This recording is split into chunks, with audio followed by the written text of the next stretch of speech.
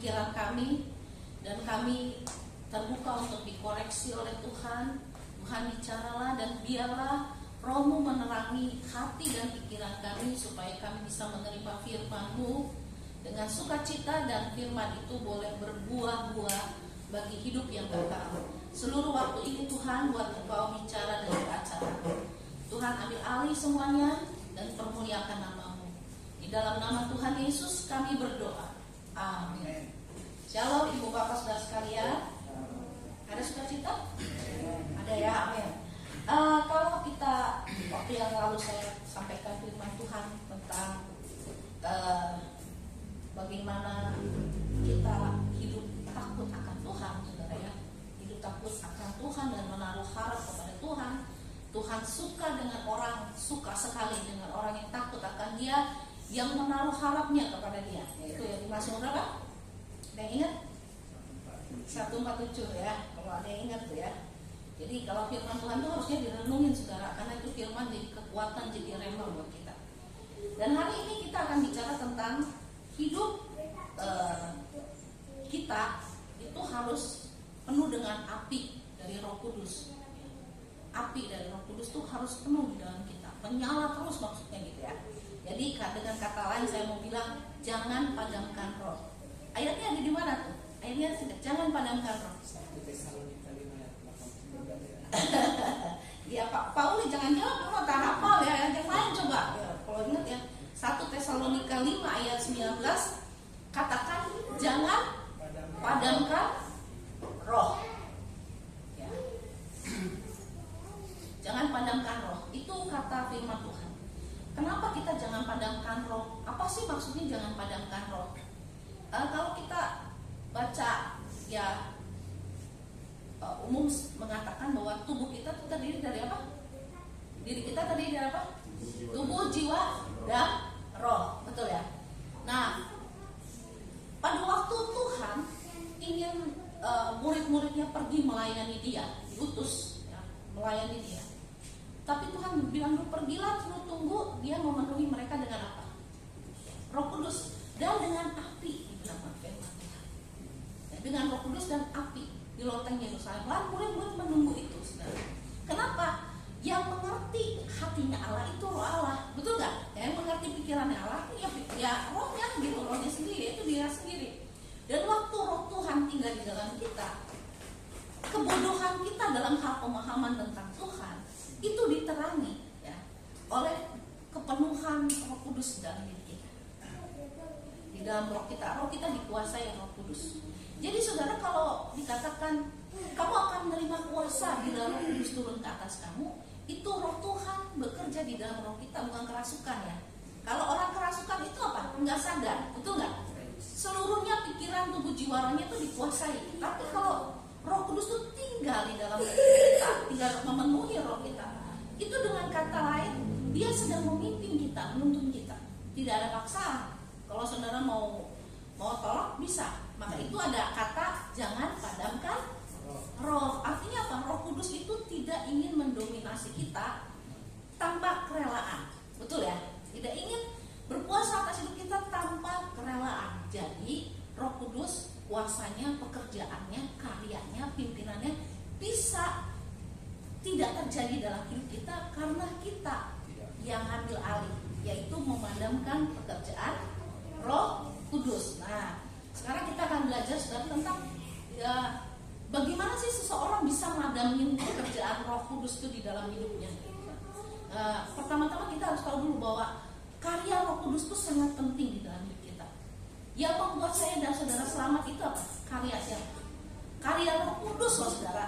Ya, yang berbicara kepada kita.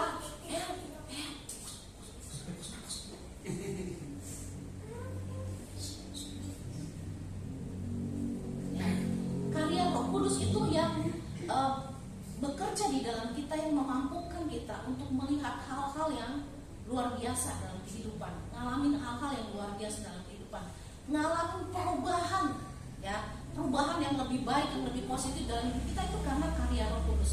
Semua itu tergantung kemauan kita untuk melibatkan Dia. Karena ada kata di sini, kata kerja, jangan padamkan roh. Betul ya? padamkan itu berarti sesuatu yang kita kerjakan ya, hingga Roh Kudus itu kerjanya berhenti dalam hidup kita.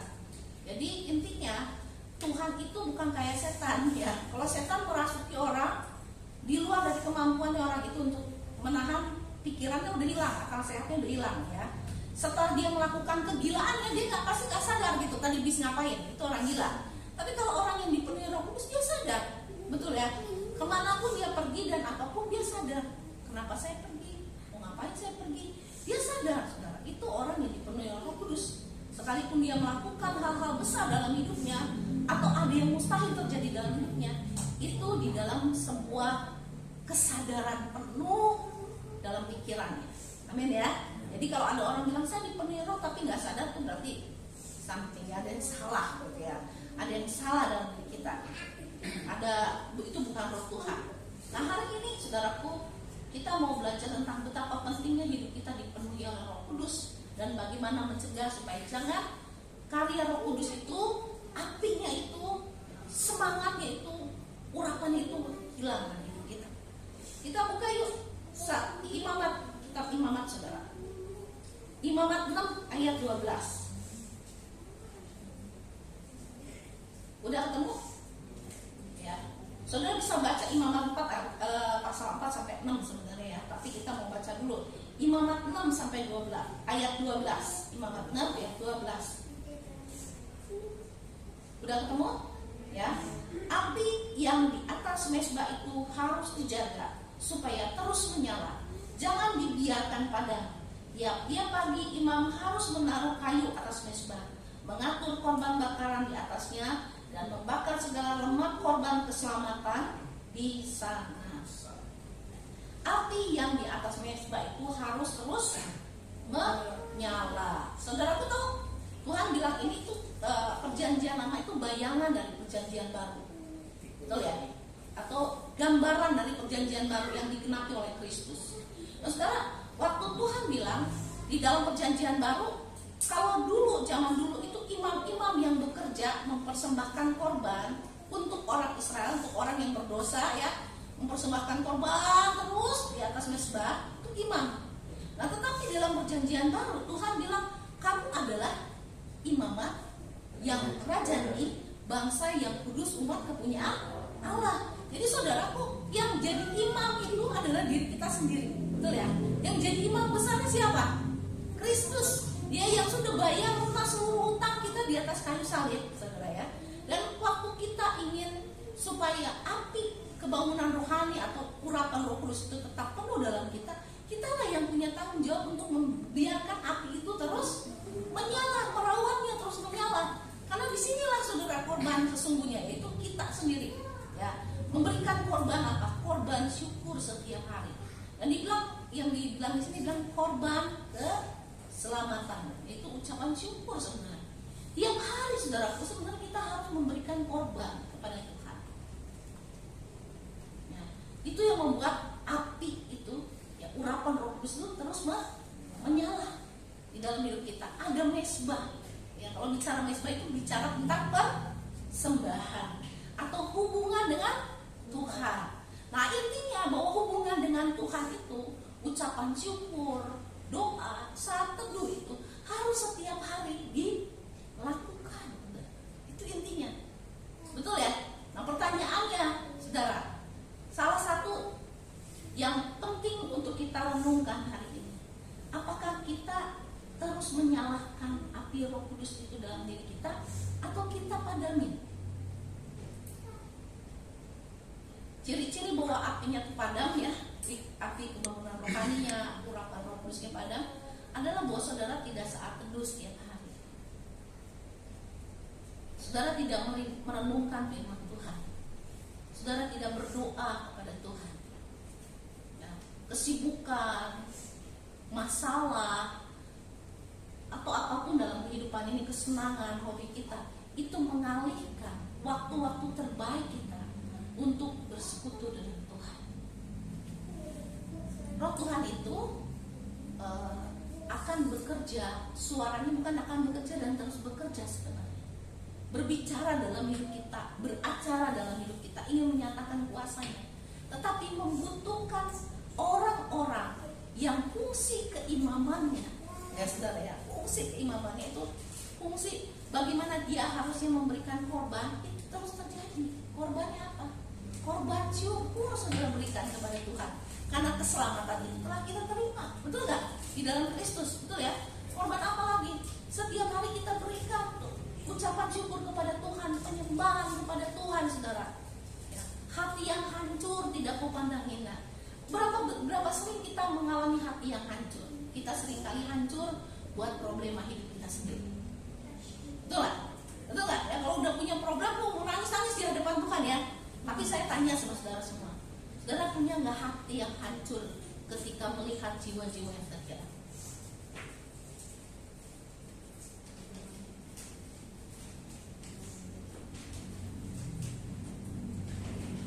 Bodoh amat urusan dia. Betul nggak? Banyak kan gitu. Halo, tes itu loh, tes kerohanian itu sebenarnya. Saudara sedang memadamkan roh atau tidak sedang memadamkan roh Tuhan? Kalau saudara tidak memadamkan roh Tuhan itu mengasihi jiwa-jiwa. Makanya waktu Tuhan Yesus mau naik ke surga aja pesannya apa? Pesannya apa? Kumpulkanlah bagimu harta di bumi, begini gitu. Enggak apa? Pesan. Pergilah. Itu pesannya saudara. Jadikanlah sekalian bangsa muridku, dan aku akan menyertai kamu. Ya. Terus aku menyertai kau dengan kuasa. Saudara kalau ingin ngalamin kuasa Tuhan, satu, milikin hati yang penuh belas kasihan sama jiwa-jiwa. Karena itu Tuhan suruh sama kita. Pertanyaannya, saudara kalau doa, sering nggak berdoa buat jiwa-jiwa?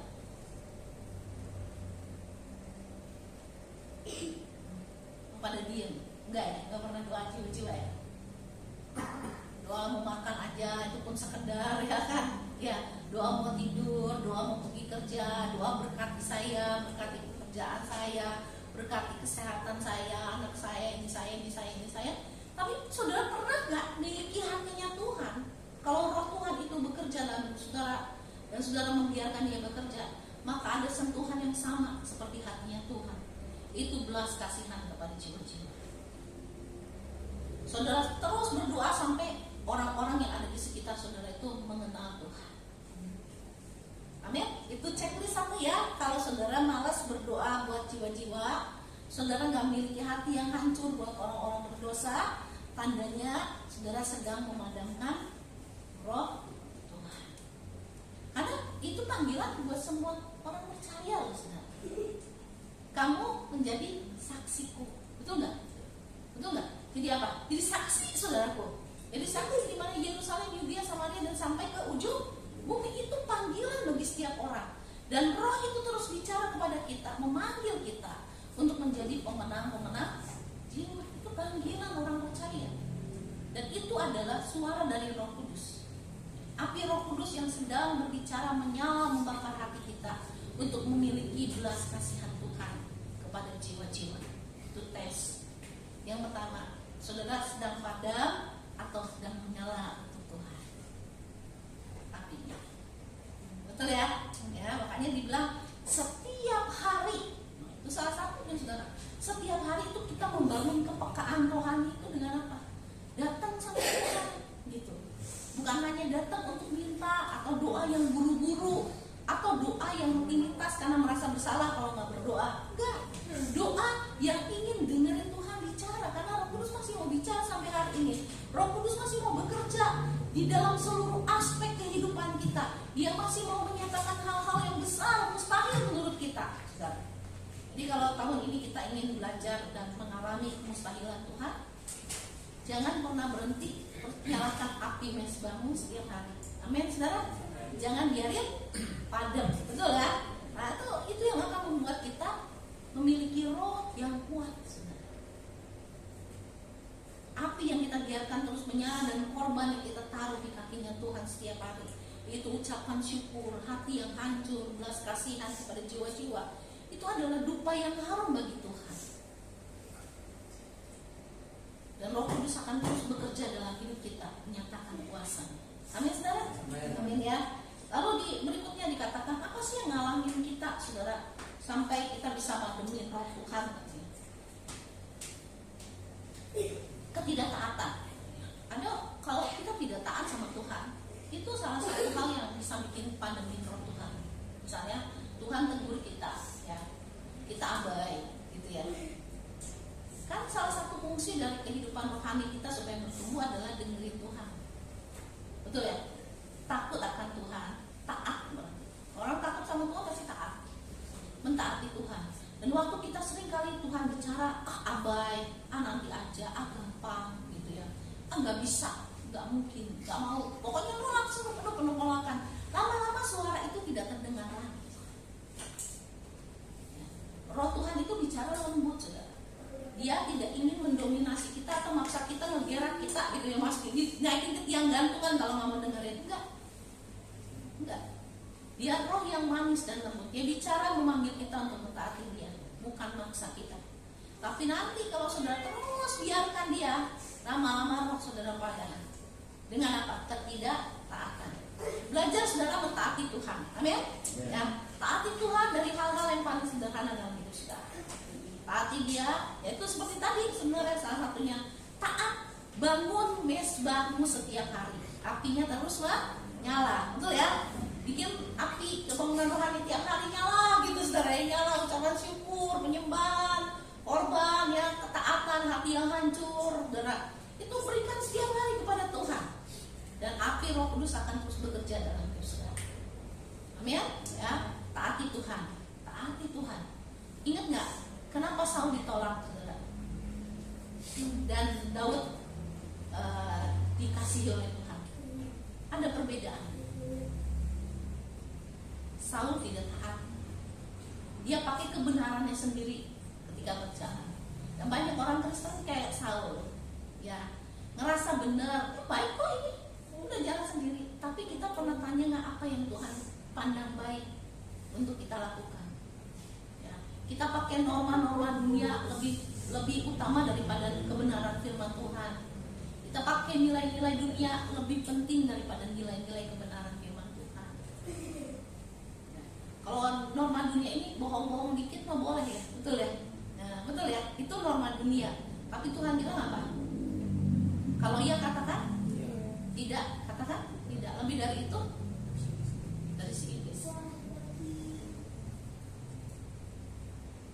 Belajar taat sama Tuhan itu kadang-kadang kayak orang bodoh ya, kata orang. Kalau orang jujur tuh nggak bakalan berhasil katanya ya, nggak sukses di bisnis. Tapi ternyata ada orang yang membuktikan bahwa hidupnya jujur itu justru diberkati Tuhan luar biasa. Amin saudara ya. Kalau saudara dulu yang ingat nih, yang pernah ibadah di Siloam, ada seorang anak Tuhan yang melayani di Bogor, bagaimana dia belajar jujur dan Tuhan mengurapi dia, memberkati dia lebih daripada yang lain. Amin ya. Orang lain pikir dia bodoh gitu, tapi ternyata nggak bodoh. Apa yang dipandang bodoh oleh dunia ini itu hikmat yang dari Tuhan. Dia berhasil dalam kehidupan dan karirnya, posisinya naik. Karena apa? Dia belajar mentaati Tuhan, yaitu jujur. Amin ya. Amin saudara. Kadang-kadang kita mungkin dianggap bodoh oleh dunia ini, tetapi Tuhan bilang orang yang bodoh di dalam Tuhan lebih berhikmat dari orang berhikmat dalam dunia ini. Itu bunyi firman Tuhan saudara ya. Itu perkataan Tuhan. Jadi biarlah hidup kita itu saudara, orang yang hidupnya dipimpin oleh Roh Tuhan, hidupnya berjalan dengan nilai-nilai dari firman Tuhan, bukan dari nilai-nilai dunia ini. Ada sih yang berlaku umum sama dengan Alkitab, tapi ada yang berlaku umum tapi tidak sesuai dengan Alkitab. Betul ya? Nah gitu. Jadi saudaraku, ingatlah bahwa ketaatan itu adalah satu poin penting untuk kita tidak memadamkan roh Tuhan.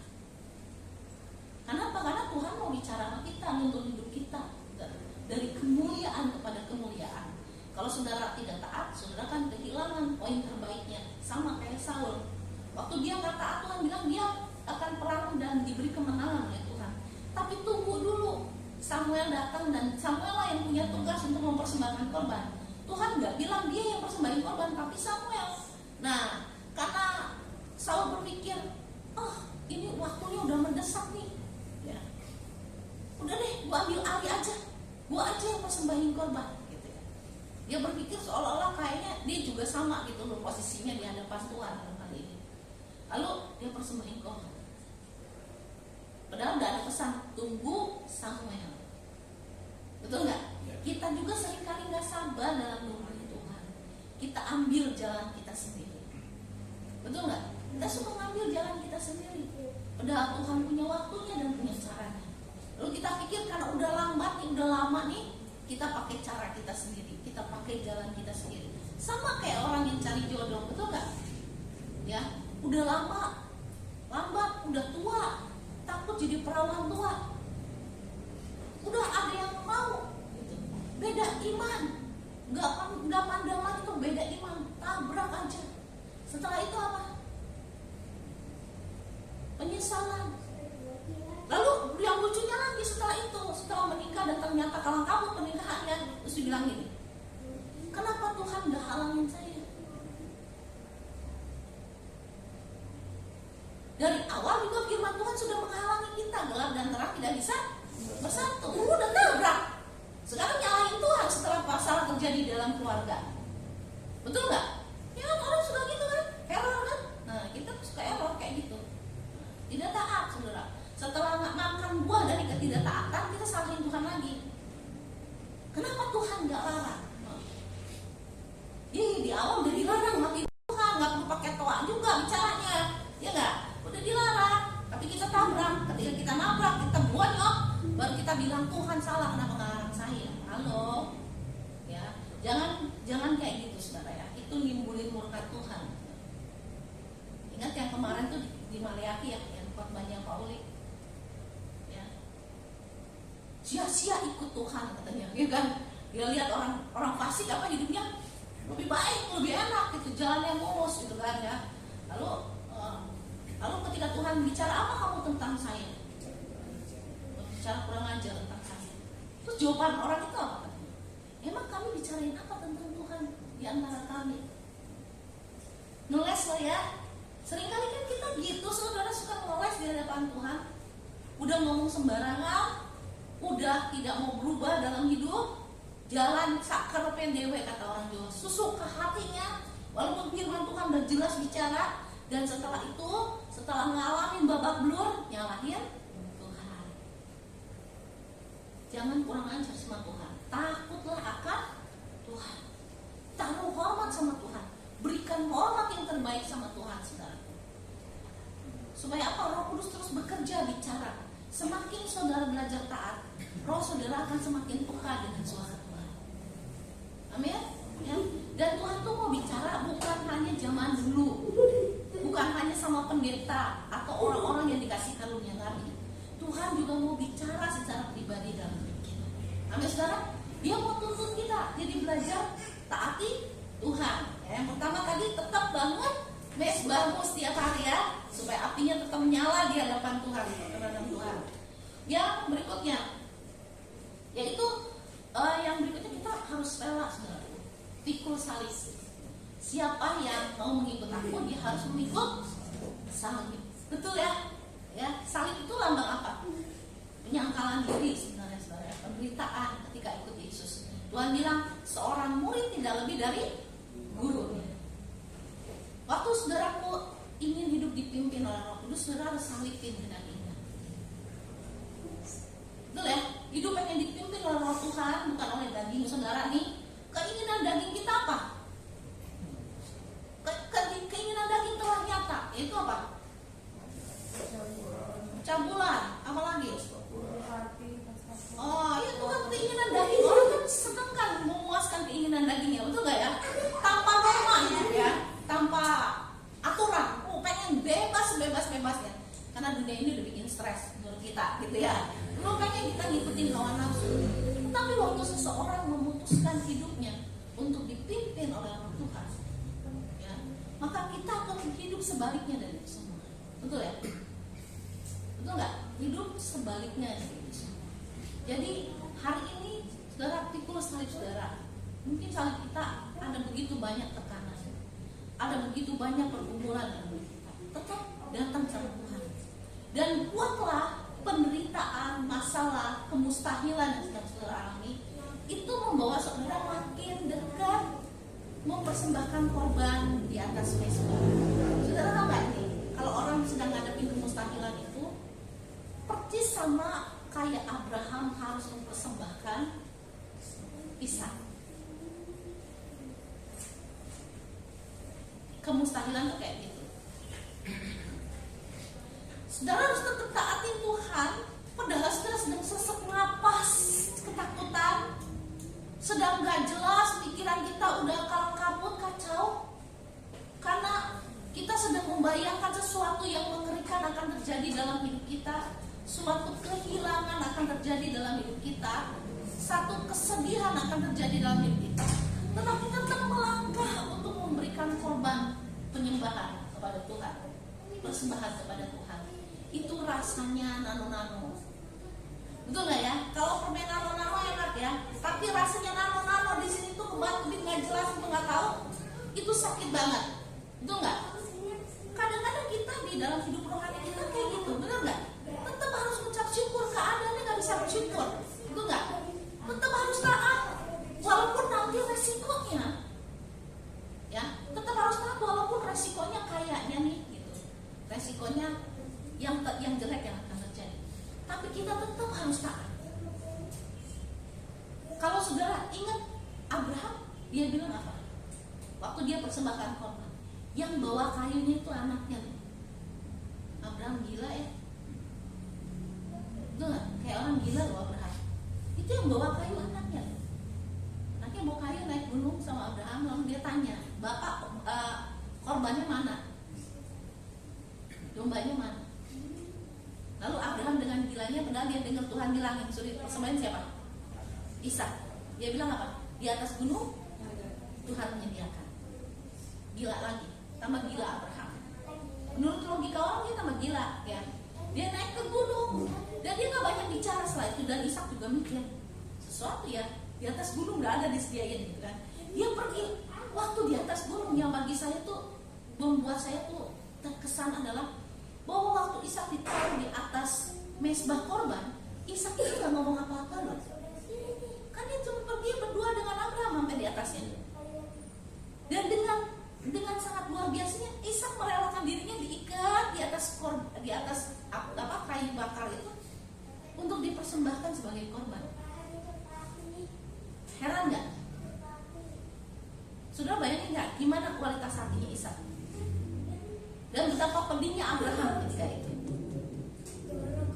Detik-detik Abraham sampai di atas, dia kan bilang Tuhan akan menyediakan korban di atas. Nggak ada tuh domba yang mau dipersembahkan ganti Ishak, nggak ada. Tetapi waktu Abraham mau menusukkan pisaunya, ya, di atas tubuh anaknya Ishak, Tuhan bilang apa? Abraham, jangan lakukan itu. Betul ya? Gantinya udah Tuhan sangkutin domba di semak-semak. Saudara, amazing gak? Kadang-kadang kita butuh langkah iman mentaati Tuhan, sekalipun kesannya gila banget, mustahil banget. Jadi hari-hari ini, kalau saudara ngalami kemustahilan hidup, hal yang mustahil, tetaplah persembahkan korban syukur saudara kepada Tuhan. Tetaplah datang kepada Tuhan, tetaplah pegang janjinya, ya. Menangislah di hadapan Tuhan, karena itu yang akan menyentuh hati Tuhan. Saudara, saya kasih contoh. Ada dua orang di dalam Alkitab, kakak beradik, namanya Maria dan Martha. Dua-duanya sama cinta Tuhan, tapi reaksinya beda banget. Yang satu sibuk dengan hal fisik, ya, betul ya, menjamu orang-orang. Nggak ada yang salah sih sebenarnya, tapi kalau seimbang itu lebih bagus ya. Tapi Maria itu memilih ketika momen terbaiknya adalah dekat dengan Tuhan. Dia memilih diam di kaki Tuhan daripada sibuk dengan bengek-bengek yang lain. Jadi kalau ada momen saudara pagi hari bisa mempersembahkan korban buat Tuhan, ucap syukur, jangan pakai buat yang lain, tapi buat Tuhan dulu, seperti Maria. Dan yang menyentuh hati Tuhan itu bukan Martha. Siapa yang menyentuh hati Tuhan? Siapa yang menyentuh hati Tuhan, saudara? Siapa yang menyentuh hati Tuhan? Maria. Bukan orang yang sibuk dengan segala macam alasan alasan untuk tidak berdoa dan mencari wajah Tuhan, yang doanya menyentuh hati Tuhan, tapi orang yang sungguh-sungguh memberikan waktu terbaik buat Tuhan, yaitu Maria. Ketika Maria menangis, maka maksudlah hati Tuhan, dan dia menaruh kasih kepadanya. Lalu dia mengatakan apa kepada Lazarus? Lazarus, bangkitlah. Keren ya? Saudara, mau nggak Tuhan tersentuh dengan doamu? Mau nggak Tuhan bekerja mengatasi kemustahilan hidupmu? Bukankah yang diminta Maria juga mustahil? Ya kan? Secara logika kan? Orang udah berapa hari mayatnya Lazarus? 3 hari ya? 4 hari. 4 hari udah bau busuk loh. Sehari aja kalau orang meninggal suka udah bau ya. Itu 4 hari loh. Terus keluar kayak pocong loncat dari kuburan, ya kan? Mustahil nggak? Mustahil, badannya udah banyak-banyak, udah pada organnya udah rusak kali ya, udah 4 hari ya. Tapi Tuhan bikin apa? Lazarus keluar nggak? Keluar. Yang menyentuh hati Tuhan siapa? Maria. Perempuan yang duduk diam di kakinya Tuhan. Makanya Tuhan bilang, aku lebih suka orang yang dengerin daripada korban. Saudara, maksudnya kalau saudara berikan hati saudara sebagai korban syukur kepada Tuhan, hati yang hancur, hati yang ingin dekat dengan Tuhan, itu lebih berharga daripada apapun. Jadi hari ini setiap kita yang pengen ngalamin hal yang mustahil Tuhan kerjakan dalam hidup kita, carilah Tuhan dengan sungguh-sungguh. Amin saudara. Utamakan dia, berikan waktu terbaikmu untuk Tuhan. Jangan pakai alasan kesibukan atau apapun untuk menghalangi saudara menyalakan api ucapan syukur itu kepada Tuhan, ya. Api persekutuan kepada Tuhan jangan diabaikan. Yang berikutnya saudara, lalu ya, saat yang paling rawan lagi adalah waktu saudara tidak mengampuni. Kalau saudara tidak mengampuni orang lain, saudara sedang memadamkan roh Tuhan. Ada kata di dalam ayat Alkitab apa? Yang Tuhan bilang begini, siapa yang tidak mengampuni, dosanya tidak akan diampuni. Jadi ada satu yang bisa menghalangi karya Roh Kudus dalam hidup kita, api Roh Kudus, pimpinan Roh itu. Waktu kita tidak mengampuni orang lain. Hari ini, adakah di antara saudara yang sedang naruh benci banget gak bisa ngampuni? Saudara sedang menghadapi Roh Tuhan. Dosa yang tidak diampuni apa? Mengucapkan Roh Kudus, satunya lagi apa? Tidak mengampuni. Yang berikutnya lagi, satu lagi, orangnya sombong. Sombong, merasa sombong itu kan ngerasa lebih hebat dari orang lain ya. Apa sih yang kita sombongin? Sebenarnya orang sombong itu seringkali nyombongin bahwa kekuatannya lebih dari orang lain, bisa kekayaannya lebih dari orang lain, pintar lebih dari orang lain, banyak tahunya lebih dari orang lain, atau apalah bisa dijadiin bahan sombong. Dan saudara, kesombongan itu menghalangi kita untuk mengalami karya Roh Kudus dalam hidup. Lalu kita tidak mengampuni orang lain, itu pun menghalangi karya Roh Kudus dalam hidup kita. Kita sedang memadamkan pekerjaan Roh di dalam hidup kita. Jadi hari ini kita belajar dari beberapa kebenaran ini. Pertama, supaya api Roh Tuhan itu tidak padam di dalam hidup kita, setiap hari berikanlah korban syukurmu di atas mezbah kepada Tuhan. Amin saudara. Ya, beribadahlah kepada Dia dengan sukacita. Saat teduhlah dengan Tuhan, carilah wajahnya. Jangan jadikan kesibukan atau apapun alasan untuk tidak mencari Tuhan. Yang kedua, saudaraku ya, belajarlah mentaati Tuhan. Karena Roh Tuhan itu mau bicara, bukan diam aja nuntun kita begitu aja. Tapi Roh Tuhan itu bicara dan beracara dalam hidup kita. Dan jangan diabaikan ketika Tuhan menegur kita. Betul nggak? Saya tanya nih, sering nggak kadang-kadang hati nurani kita bicara? Sering nggak? Ya, jangan lakukan ini, jangan begini gitu ya. Dan kita tahu bahwa itu sesuai kebenaran firman. Sering nggak kita lawan? Ketika kita melawan Tuhan ini sebenarnya kita sedang belajar untuk memadamkan roh karya Roh Kudus dalam kita. Kalau kita udah saat teduh, kita udah berdoa mempersembahkan korban, pikirkanlah dalam hati kita tuh firman Tuhan, renungkanlah firman Tuhan dan belajarlah mentaatinya ketika firman Tuhan berbicara kepada kita. Supaya apa? Kita makin kuat setiap hari dan suara Roh Tuhan itu semakin jelas terdengar bagi kita. Ketika kita belajar taat dari kitab yang tertulis yang kita sudah renungkan siang dan malam, taati, saudara akan mendengarkan Tuhan jauh lebih lagi. Dan orang yang paling menyentuh hati Tuhan adalah orang yang mengalir dari Tuhan. Kalau kita ingat, saudaraku, satu hal yang membuat Yohanes lebih dikasihi dari murid-murid yang lain. Kan ada murid yang terkasih 3 ya, tapi yang paling dekat siapa? Yohanes. Kenapa? Kalau saudara baca Alkitab, saudara akan temukan Yohanes itu murid yang paling diam. Diamnya dia bukan ngelayat, dia bengong silang semua ya. Tapi Yohanes itu diam, dia suka dekat dengan Tuhan, dia dengar, dia resapin kebenaran, dia renungin itu kebenaran. Makanya dialah orang yang ngalamin pembuangan di Patmos dan melihat, dapat penglihatan luar biasa tentang yang akan datang di Pulau Patmos.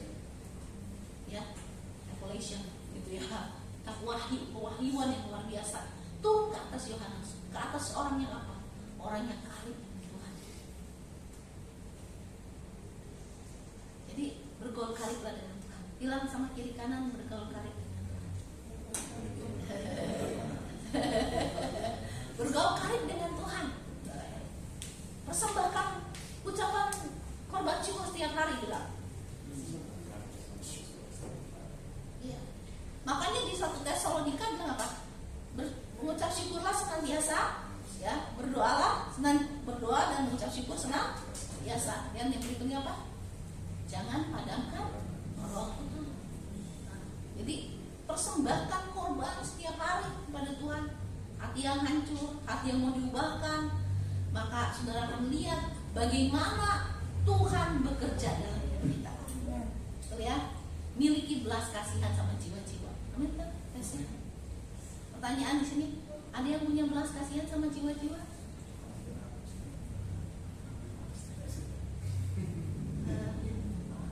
Sabretei gitu kan ya. Kalau saudara punya belas kasihan sama jiwa-jiwa, tandanya Roh Tuhan masih bekerja dalam hidup saudara. Kalau saudara cuma berdoa berkati makanan ini, saudara orang paling egois di dunia. Ya, kalau hidup seputar diri saudara sendiri, seputar kekayaan saudara, seputar hidupmu, seputar kesenanganmu. Dan kita mau berdoa seputar kehendak Tuhan. Amin saudara. Itu memberkati orang lain, jadi saksi bagi Tuhan, supaya banyak orang menjadi selamat. Hari ini hari-hari yang sukar saudara buat kita semua. Ya, hari yang kadang-kadang bikin orang bisa jadi stres, tertekan. Saudara butuh, saya dan saudara butuh banget Roh Tuhan bekerja dalam hidup kita. Carilah Dia, dengarkanlah Dia, taatilah Dia, berjalanlah dalam pimpinannya. Saudara akan berjalan dan melihat Tuhan bekerja secara luar biasa dalam hidup kita. Kalau orang lain di luar kita yang tidak percaya sebelumnya dengan Tuhan, mereka mencari Tuhan yang benar. Mereka ingin Tuhan menyatakan dirinya dan mereka berjumpa dengan Tuhan Yesus. Mereka mengalami Tuhan. Jangan sampai kita yang sudah lama di dalam Tuhan tidak mengalami Tuhan. Bukan karena Tuhan pilih kasih cari orang di luar diselamatin jadi anaknya, terus Tuhan lupa dengan anak-anak yang sebelumnya. Enggak. Yang seringkali kita nggak bisa ngalamin seperti yang dialami saudara-saudara kita yang mengenal Tuhan dan lalu percaya Yesus dan mengalami mujizat adalah satu, kita kurang hati yang haus dan lapar seperti mereka. Awalnya mereka ngalamin adalah hati mereka haus akan kebenaran, dan Tuhan bilang siapa yang haus dia akan diberi minum, siapa yang lapar dia akan dikenyangkan. Jadi kalau saudara nggak punya lapar dan haus akan Tuhan, Ya gimana mau dikenyangin, mau gimana dipuasin sama Tuhan. Nah, hari ini kalau saudara di dalam Tuhan, sekian lama di dalam Tuhan, tetap miliki hati yang haus dan lapar akan Tuhan. Miliki sikap hati seperti Maria. Jangan mau kesibukan untuk Tuhan diambil oleh kesibukan akan dunia ini. Betul saudara? Boleh cari uang, betul nggak? Kalau berdoa terus juga nggak jadi kaya kan saudara ya? Iya nggak ya? Nah tapi kalau saudara cari uang terus juga, kalau Tuhan nggak berkati, nggak jadi kaya juga. Betul nggak? Karena Tuhan bilang Tuhan mengasihi orangnya, Tuhan memberkati orang yang dikasihnya ketika sedang tidur. Lagi kerja ngapain nuai gitu ya. Jadi intinya saudara cari Tuhan. Bilang sama kiri kanan, jangan lupa cari Tuhan. Kalau saudara nganggap Tuhan penting sih ya, cara ini saya tutup dengan satu perkataan ini. Cara saya dan saudara dalam hal mencari Tuhan itu yang menentukan hasil.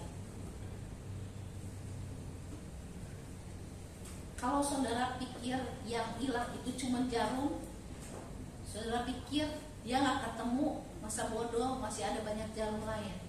Betul nggak? Betul nggak? Betul nggak? Halo? Betul nggak? Betul kan? Kalau saudara yang hilang itu berlian harga 1 M, jatuh hilang, kira-kira saudara nyarinya kayak itu nggak? Cari jarum, bodo amat hilang. Nyari, dicari nggak setengah mati? Cari, betul nggak? Serius nggak? Serius. Pikirkanlah bagaimana saudara mencari Tuhan, seperti nyari jarum atau seperti nyari berlian yang harga 1 miliar. Kalau saudara pikir Tuhan itu begitu penting, saudara akan cari sampai saudara ketemu dengan Dia. Karena Tuhan bilang, siapa yang mencari, dia akan menemukan. Betul ya? Siapa yang mengetuk, baginya pintu dibukakan. Nah itulah pengalaman dengan Roh Tuhan. Cara untuk tidak memadamkan Roh Tuhan adalah cari Dia selama Dia berkenan untuk ditemui. Akan tiba waktunya Tuhan tidak mau ditemui oleh kita. Haleluya. Amin saudara. Amin. Ya, tetaplah jadi jemaat yang menyala-nyala bagi Tuhan dan bersaksilah nanti bagaimana Tuhan mengatasi kemustahilan hidup kita. Amin saudara. Amin. Siapa yang mau ngalamin Tuhan mengatasi kemustahilan hidup saya? Kita semua pengen ngalamin kemustahilan. Betul ya? Tuhan bekerja. Kita bangkit berdiri saudara. Haleluya, haleluya, haleluya. Bapak Ibu saudara sekalian, tanpa kita sadari, kita bisa memadamkan pekerjaan Roh Kudus dalam hidup kita. Semangat dan api yang ada di dalam hidup kita bisa padam. Mungkin karena masalah-masalah kehidupan dan kita pikir Tuhan tidak ikut campur di dalamnya.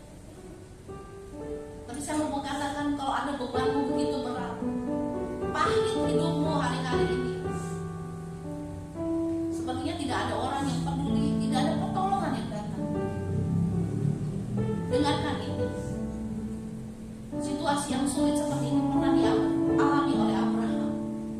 Sepertinya tidak ada yang bisa diambil sebagai tindakan ketika dia harus mempersembahkan Ishak sebagai korban.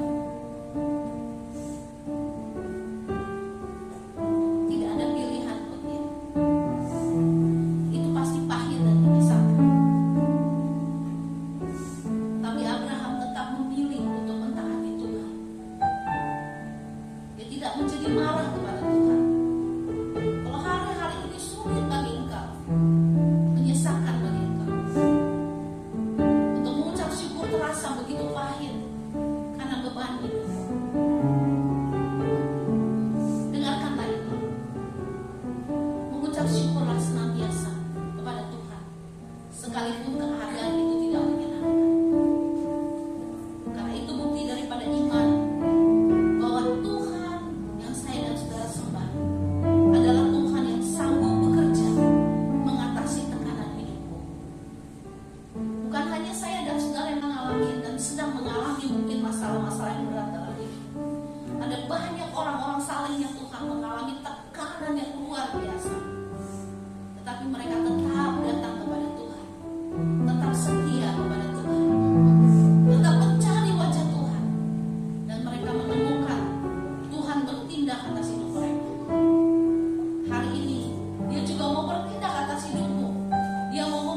pertolongannya, dia memberikan jalan keluarnya, dia mau menyatakan kuasanya di atas kehidupan kita. Hanya jangan padamkan roh Tuhan. Belajarlah taati dia sesukar apapun jalan, karena dia ada bersama-sama dengan saudara. Naikkanlah syukur senantiasa, karena dia Allah yang baik. Haleluya, haleluya, haleluya, haleluya, haleluya, haleluya, haleluya. Nyanyikan satu lagu, haleluya.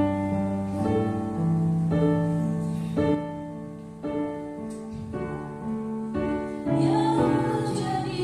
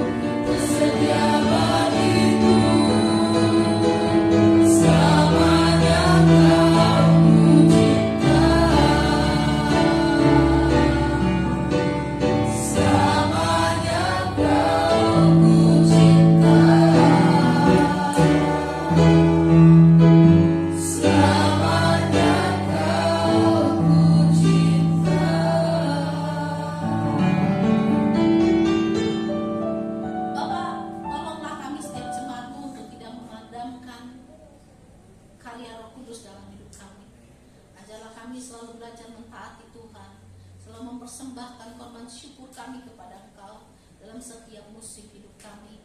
Karena kami tahu Tuhan, kami mentaati Engkau, kami hidup dalam takut akan Tuhan. Tuhan, Engkau akan terlibat dalam seluruh kehidupan kami. Engkau akan menyatakan kuasa-Mu Tuhan. Karena Engkau yang berjanji Tuhan, bahwa mintalah apa saja kepadaku di dalam nama-Ku, maka Aku akan melakukan bagimu. Dan Engkau berkata Tuhan, bahwa Engkau menyertai kami sampai kesudahan alam, bahwa kuasa Tuhan menyertai kami. Hanya seringkali kami yang abai, seringkali situasi tekanan yang berat dalam hidup kami membuat kami menjauh dari Tuhan. Dan kami berpikir bahwa seolah-olah pihak Tuhan tidak peduli. Kami seringkali berpikir bahwa percuma kami berdoa. Seringkali kami juga berpikir, ya sudahlah, didengar atau tidak didengar, ya sama aja hidup kami. Lalu kami tidak berdoa, kami tidak datang kepada Tuhan dan tidak mencari Tuhan. Dan kehidupan kami menjadi kehidupan kekristenan yang biasa-biasa saja. Tetapi hari ini kami mau belajar Tuhan, bahwa sebenarnya berjalan dengan Tuhan adalah berjalan dengan kuasa. Waktu kami bicara tentang kerajaan Tuhan, maka kami bicara tentang kuasa. Dan Tuhan, waktu kami hidup bersama dengan Tuhan, kami hidup sebenarnya dengan kuasa. Karena Tuhan bilang, Kau menyertai kami sampai kesudahan alam. Dan apabila kuasa Tuhan, apabila Tuhan menyertai kami, maka tidak ada yang mustahil. Itu janji Tuhan bagi kami. Engkau mengatakan Tuhan, bahwa Engkau memberkati kami, Engkau menyertai kami, Engkau melindungi kami. Dan kami tidak mengalaminya karena kami berhenti berharap, karena kami berhenti mencari, karena kami berhenti percaya, karena kami berhenti Tuhan untuk terus bersemangat di dalam Tuhan. Bapa, biarlah Tuhan Engkau menyalakan di dalam hati kami api iman itu Tuhan, bahwa Engkau setia, Engkau mau menyatakan kuasa-Mu dalam kehidupan kami. Teruslah Tuhan bekerja, teruslah berbicara kepada kami. Ampunilah kami yang seringkali abai dengan suara-Mu. Ampuni kami yang seringkali abai untuk bersekutu dengan Tuhan. Biarlah hari-hari ini Tuhan menjadi hari-hari yang terbaik bagi kami untuk datang menghampiri tahta kasih karunia Tuhan. Dan kami bisa mengalami Tuhan dalam hidup kami. Ya, roh kami menyala-nyala bagi Tuhan. Terima kasih Bapa. Di dalam nama Tuhan Yesus kami berdoa. Amin. Amin. Haleluya.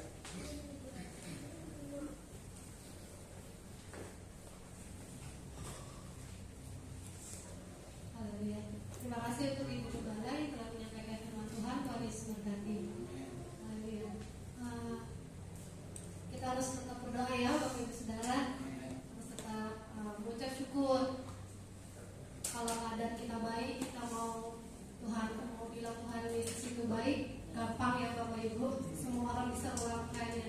Tapi kalau saat kita keadaan tidak baik, kita mau tetap datang kepada Tuhan, mau bilang Tuhan Yesus itu baik, itu hal yang luar biasa. Saya juga di rumah dari dulu mengajarkan Luis untuk selalu berdoa sama firman Tuhan. Mungkin dia belum ngerti ya karena masih kecil, tapi saya ajarkan itu dia dari sekarang supaya saat nanti dia dewasa, mungkin kami orang tuanya tidak ada atau gimana, dia sudah mengerti bahwa doa sama firman Tuhan itu sangat penting sekali buat hidupnya dia gitu. Supaya nanti kita kan gak tahu ya namanya hidup orang nanti dia gimana, dia akan tetap terus ingat sama Tuhan gitu. Dan sampai kadang-kadang dia juga saya hukum kalau dia tidak baca doa, kalau dia tidak berdoa dan tidak baca Alkitab, saya bilang sama dia, mama tidak akan kasih kamu makan. Supaya apa? Supaya saya menanamkan dalam pikiran dia itu bukan yang kejam ya Bapak Ibu, supaya dia tuh dari kecil harus dia berdoa dan baca firman Tuhan. Jadi kita yang udah dewasa ya, jangan mau kalah sama yang kecil ya. Kita harus terus berdoa sama Tuhan, karena hanya Tuhan yang menjadi jawaban buat kehidupan kita. Dan satu lagi, jangan kalau doa kita belum terjawab, jangan pernah marah sama Tuhan.